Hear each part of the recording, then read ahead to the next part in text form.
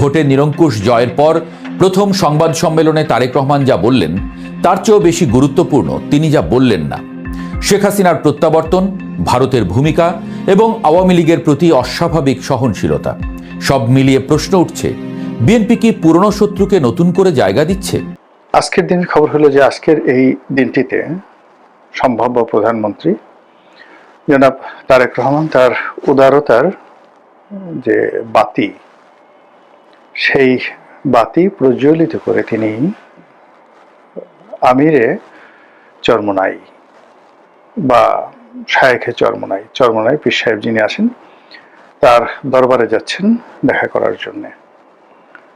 এর আগে তিনি আমিরে জামাত ডক্টর শফিকুর রহমান সাহেবের সঙ্গে দেখা করেছেন এবং এনসিপির সভাপতি জনাব নাহিদ ইসলামের বাসায় গিয়ে সাক্ষাৎ করে এসেছেন। তার এই উদারতা নিয়ে সারা বাংলাদেশে আলোচিত হচ্ছে এবং সবাই বলার চেষ্টা করছেন যে তিনি নতুন একটি যে ট্রেন্ড চালু করলেন বাংলাদেশে, এটি বাংলাদেশের রাজনীতির যে সভ্যতা, ভব্যতা, সৌজন্যতা, এটাকে বহুদূর এগিয়ে নিয়ে গেল। ইতিপূর্বে এটা কখনো হয়নি। তারেক রহমান সাহেব তারুণ্যের রাজনীতির মাধ্যমে যে উদারতা প্রদর্শন করলেন এবং তার রাজনৈতিক জীবন যখন রাষ্ট্রীয় কর্মে নিয়োজিত হতে যাচ্ছে, ঠিক সেই সময়টিতে তার এই বিনয়, তার এই ভদ্রতা, তার এই সৌজন্যতা হয়তো রাজনীতির ইতিহাসে স্বর্ণাক্ষরে লেখা থাকবে যদি তার প্রতিপক্ষ তাকে ওইভাবে সম্মান করে। অন্যদিকে খবর হলো যে ইতিমধ্যে ডক্টর মোহাম্মদ ইউনূসের একজন বিশেষ সহকারী প্রতিমন্ত্রীর পদমর্যাদায় তিনি দেশ ছেড়ে পালিয়েছেন। আর আজকের দিনে চাউর হয়ে আছে যে আরো দুজন উপদেষ্টা তারা দেশ ত্যাগ করার জন্য বা বিদেশ যাওয়ার জন্য এয়ারপোর্টে বসে আছেন বা চলে গেছেন। আমি তাদের দুজনের নাম বললাম না, এবং তারা দুজন যে যাবেন এটা গতকাল রাতেই একজন প্রবাসী সাংবাদিক যিনি সবসময় ডিজিএফআই এর সঙ্গে ভালো সম্পর্ক রাখেন এবং তাদের কাছ থেকে তরতাজা তথ্য নিয়ে তিনি দেশবাসীকে জানান। তো তিনি জানিয়েছিলেন যে দুজন উপদেষ্টা বাংলাদেশ ত্যাগ করতে পারে। তো এই যে একটি অবস্থা, সেই অবস্থাতে আগামী 7 দিন কেমন যাবে? এখন সেই 7 দিন আজকে থেকে 7 দিন হতে পারে, অথবা নতুন একটি সরকার গঠন করার পর সেই সরকারের প্রথম কার্য দিবসগুলো যদি আমরা হিসাব করি 1, 2, 3, 4, 5, 6, 7, সেই 7 দিন কেমন যাবে সেই বিষয়গুলো নিয়ে মূলত আলোচনা করব, জাস্ট অনুমান নির্ভর। আপনারা ইতিমধ্যে জানেন যে সারা বাংলাদেশে নানা রকম ঘটনা ঘটছে। যারা সংসদ সদস্য নির্বাচিত হয়েছেন তার মধ্যে বেশ কয়েকজন সংসদ সদস্য, এর মধ্যে দুজনই আমার খুব ঘনিষ্ঠ। একজন আমার খুব ঘনিষ্ঠ বন্ধু, তিনি মিস্টার নিজান, নোয়াখালীর একটি আসনের সংসদ সদস্য, নবম পার্লামেন্টে ছিলেন। আরেকজন সংসদ সদস্য তার নাম মানিক, যিনি কাকড়া মানিক হিসেবে সমধিক পরিচিত, আমার অত্যন্ত স্নেহভাজন ছোট ভাই। খুবই ভালো সম্পর্ক আমাদের দুজনের মধ্যে। দুজনের সঙ্গে মানে নিজানের সঙ্গে আমার সম্পর্ক হলো দীর্ঘদিনের, আর মানিকের সঙ্গে আমার সম্পর্ক দীর্ঘদিনের না হলেও আন্তরিকতাটা মনে হচ্ছে যে আমাদের মধ্যে যুগের পর যুগ ধরে ভালো সম্পর্ক। এই দুজনের দুটো কর্ম ব্যাপকভাবে প্রশংসিত হয়েছে। মানিক তার এলাকায় নির্বাচিত হওয়ার পরপরই নিজের দলের বেশ কয়েকজন নেতা কর্মীকে তিনি পুলিশে দিয়েছেন। এটি ব্যাপকভাবে চাপ পড়তে দূরের কথা, সারা বাংলাদেশে এটি প্রশংসিত হয়েছে যে না, বিএনপি যাদেরকে সিলেক্ট করেছে, মানিকের মতো সংসদ সদস্য কিংবা নিজানের মতো সংসদ সদস্য, এরা যদি থাকে দলে তাহলে সেই এলাকায় চাঁদাবাজি হবে না।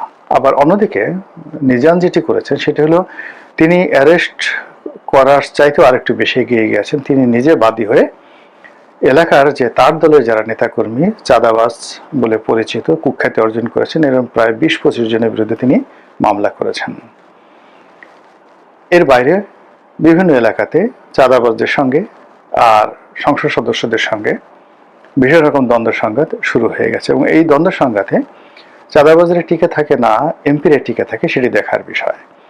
এটি গেল বিএনপির। অন্যদিকে জামাতের যারা লোকজন আছে তারা সঙ্গত কারণে ধরে নেওয়া হয় তারা চাঁদাবাজির সঙ্গে জড়াবেন না, চাঁদাবাজি সম্পর্কে তারা উচ্ছ্বসিত কণ্ঠে এর বিরোধিতা করবেন এবং বিএনপির চাঁদাবাজির মাধ্যমে দেশের কি ক্ষয়ক্ষতি হয়েছে সেটি সংসদের ভিতরে এবং বাইরে দরাজ দিলে এবং বুলান্ত কণ্ঠে তারা সেটা প্রচার করতে থাকবেন। আগামী 7 দিন এটা সবার আগে হবে। পুলিশের মধ্যে, আমলাতন্ত্রের মধ্যে যারা যাকে বলা হয় অতি উৎসাহী, তারা দৌড়াদৌড়ি করবেন পল্টন অফিসে, বিএনপি নেতাদের বাসায়, এমনকি তারেক রহমান সাহেবের বাসায়। ইতিমধ্যে আমরা জানি যে একজন পুলিশ কর্মকর্তা বেশ আলোচিত গত 17 মাসে, তার নাম মিস্টার মাসুদ। তো মাসুদ হলো সেই ঢাকার একটি জোন, পুলিশের একটি জোন, সেটি দক্ষিণ, সম্ভবত মেট্রোপলিটন পুলিশ কমিশনার, উপকমিশনার দক্ষিণ, সাউথ। এটা খুব গুরুত্বপূর্ণ একটি এলাকা। এই এলাকায় ঢাকা বিশ্ববিদ্যালয়, এই এলাকায় শাহবাগ প্রেস ক্লাব। তো এই যে মাসুদ, তিনি এই গত 17 মাসে তার বিভিন্ন অ্যাকশন, কর্মকাণ্ডের জন্য পরিচিত। অনেকে তাকে তুলনা করার চেষ্টা করছেন যে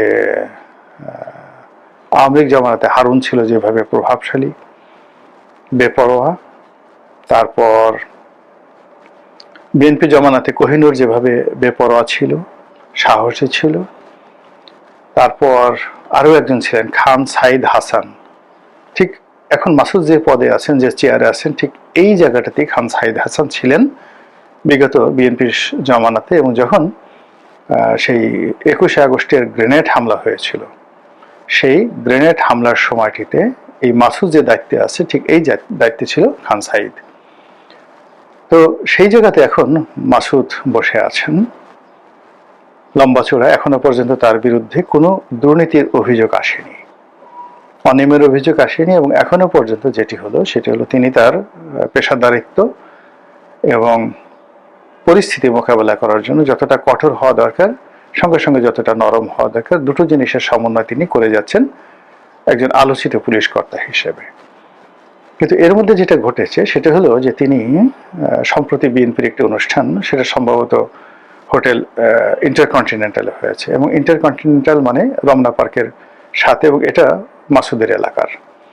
তো মাসুদ সেখানে গেছেন, যাওয়ার পরে তারেক রহমান সাহেবের সঙ্গে তার দেখা হয়েছে এবং তারেক রহমান সাহেব মাসুদের কাঁধের উপর হাত রেখেছে। এটা তারেক রহমান সাহেবের জন্য একটু কষ্ট হয়েছে। কষ্ট হয়েছে এই কারণ হলো তারেক রহমান সাহেবের উচ্চতা আমার চেয়ে ছোট, সর্বোচ্চ তিনি 5 ফিট 5 ইঞ্চি লম্বা, আমি 5 ফিট 7 ইঞ্চি লম্বা, আর মাসুদ প্রায় 6 ফিট লম্বা বা 6 ফিটের বেশি হতে পারে। তো সেক্ষেত্রে তারেক রহমান সাহেবকে মাসুদের ঘাড়ে হাত রাখার জন্য তাকে মাথা উঁচু করতে হয়েছে, হাতও উঁচু করতে হয়েছে। তো এটা নিয়ে বেশ প্রতিক্রিয়া হচ্ছে। মাসুদের মর্যাদা নিঃসন্দেহে বেড়ে যাবে এবং দেশের ভবিষ্যৎ প্রধানমন্ত্রী তার ঘাড়ে হাত রেখেছেন, তাকে আর কে ঠেকাতে পারে। খান সাইদের অবস্থা একই অবস্থা হয়েছিল। খান সাইদ সেই মাসুদের এই পদে আসার আগে বা পরে বগুড়ার ডিসি ছিলেন। তো তারেক রহমান সাহেবের সঙ্গে তার ভালো সম্পর্ক ছিল এবং সেই সম্পর্কের কারণে তার জীবন তেনা তেনা হয়ে গিয়েছিল। তিনি 21শে আগস্ট গ্রেনেড হামলা মামলার আসামি হয়েছিলেন, জেলে গেছেন, সাজাপ্রাপ্ত হয়েছেন, পরিবার পরিজন সব মিলিয়ে তছনছ হয়ে গেছে। যেভাবে ধরুন শেখ হাসিনা মানে ঘাড়ে হাত রেখেছেন কিনা জানি না, তবে হারুনকে স্নেহ করতেন, বিপ্লবকে স্নেহ করতেন, বেনজির সাহেবকে খুব স্নেহ করতেন। তো এর ফলে তাদের জীবন কি পরিমাণ তেনা তেনা হয়ে গেছে সেটা বলার মতো নয়। আমি কিন্তু তাদের দুর্নীতি, ভালো মানুষই নিয়ে বলছি না, শুধু বলছি যে ক্ষমতার কেন্দ্রে যারা থাকেন তাদের সঙ্গে অন্যান্য মানুষের যে সম্পর্ক, এই সম্পর্কের কারণে ভীষণ রকম একটা প্রবলেম হয়। যেমন ধরুন আমি খুব সাধারণ অখ্যাত একজন মানুষ, এখন এই অখ্যাত একজন মানুষের সঙ্গে হঠাৎ যদি লোকজন দেখেন যে তারেক রহমান সাহেব আমার বাসায় গেছেন, আমার গাড়ি হাত রেখেছেন বা আমার প্রতি একটু অতিরিক্ত আকর্ষণ দেখিয়েছেন, আমিরে জামাত আমার বাসায় গেছেন, আমার সঙ্গে একটু ভাবসাব দেখিয়েছেন, পীরে চরমোনাই তিনিও এরকম করেছেন, পেপারে আসলো, আপনি বিশ্বাস করেন এই ফুলের তোড়া নিয়ে বহু মানুষ আমার এই অফিসে চলে আসবে। আর কিছু হোক বা না হোক, তারপরে হয়তো তারা আমাকে দ্বিতীয়বার জিজ্ঞাসা করবে না। তারপরে তারা আমার নামটা হয়তো মনে রাখবে না, তারা হয়তো জানেও না যে গোলাম মোল্লা রনিকে। যে কোনো কারণে তাদের মনে হলো আমার কার্ডটা দেখে তাদের মনে হলো একটু লোকটার কাঁধে হাত দিই, এতে কিন্তু আমার সর্বনাশ, ওরা আমার জন্য কেয়ামত হয়ে যাবে। তো এটা হলো ক্ষমতাধরদের যে চালচলন, সেই চালচলনের একটা উদাহরণ। সেক্ষেত্রে যারা ক্ষমতাধর লোক, তাদেরই দায়িত্ব যে কার সঙ্গে হ্যান্ডশেক করবেন, কার মাথায় হাত বুলাবেন, কার ঘাড়ের উপর হাত রাখবেন, এবং কার বাসায় যাবেন কিংবা কার বাসায় যাবেন না। কিন্তু যাকে তারা একবার কাছে রাখবেন, তারও যেভাবে জীবন তেনা তেনা হয়ে যাবে। আর তারা যদি কাউকে দূরে ঠেলে দেন বা ওই পবিত্র জবান দিয়ে কারো বিরুদ্ধে একটা টু শব্দ করেন, তাহলেই তার জীবন কিন্তু শেষ। তো এই যে সামনে যে সময়গুলো আসছে, এই সময়টিতে বিএনপির যারা শীর্ষ নেতৃবৃন্দ রয়েছেন, মন্ত্রী পরিষদের যারা সদস্য হবেন, তারপর স্বয়ং তারেক রহমান সাহেব যাদের মাথায় হাত বুলাবেন, যাদেরকে কাছে ডেকে নেবেন, বা যে সমস্ত লোক এখানে দৌড়াদৌড়ি করবে, তাদেরকে কেন্দ্র করে যাকে বলা হয় সচিবালয়ের ভিতরে বাইরে জনারণ্যে যে রসায়ন তৈরি হবে, এর ফলে অনেক বড় বড় ব্যবসা বাণিজ্য শুরু হয়ে যাবে এবং অনেক সৃষ্টি ও অনাসৃষ্টি তৈরি হয়ে যাবে অতীতের মতন করে। এই গেল প্রথম কাজ। দ্বিতীয় যে সমস্যাটা বলবো সেটা হলো যে এখনো পর্যন্ত যেহেতু শপথ হয়নি, শপথ যদি একদিন পিছিয়ে যায়, দুদিন পিছিয়ে যায়, সেটা কেমন হবে?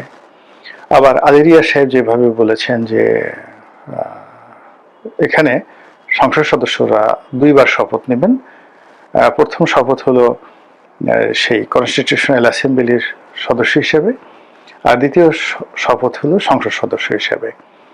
এখন এটা আমাদের সংবিধানে নেই, বা এটা আমাদের যে রুলস অফ বিজনেস এটা তো নেই। এখন এটা করতে গিয়ে সরকারের সঙ্গে, মানে বর্তমান অন্তর্বর্তীকালীন সরকারের সঙ্গে যারা নির্বাচিত সংসদ সদস্য, তাদের যে মতদ্বৈততা কোন পর্যায়ে থাকবে, এটা নিয়ে কিন্তু আমি যথেষ্ট আতঙ্কিত। এর কারণ হলো আলেরিয়া সাহেব যেটা বলেছেন সেটা জামাতের আমির বা আমিরের জামাত এটা বলেছেন যে এরকমই হওয়া উচিত।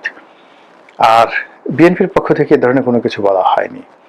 যেহেতু বিএনপি নিরঙ্কুশ সংখ্যাগরিষ্ঠতা লাভ করেছে, ফলে যে নোট অফ ডিসেন্টগুলো তারা দিয়েছে সেগুলো সহ জুলাই সনদের শর্তসমূহ এবং সংবিধান সংশোধন বা সংস্কার কমিশনের সুপারিশগুলো যদি তাদেরকে পাশ করতে হয়, তাহলে বিএনপি এবং জামাতের মধ্যে আসলে ক্ষমতা রাজনীতিতে তেমন কোনো পার্থক্য থাকবে না, বরং জামাত সুবিধাজনক অবস্থায় থাকবে।